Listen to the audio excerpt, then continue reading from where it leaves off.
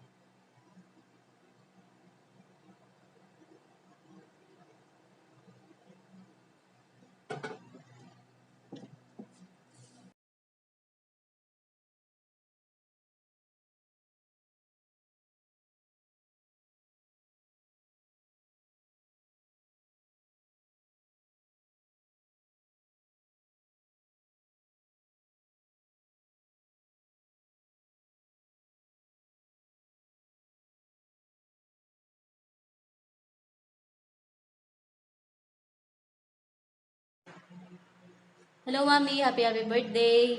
Sana nagustuhan mo yung ginawa ko para sa'yo. Simple lang pero talagang pinagkukulang ko ng oras para lang matuwa ka, Mami. Sana nagustuhan mo. Sana nag-enjoy ka rin ngayong birthday mo. Happy, happy birthday and wishing you more birthdays to come. Salamat ulit sa lahat. Bye, Mami. Enjoy your day.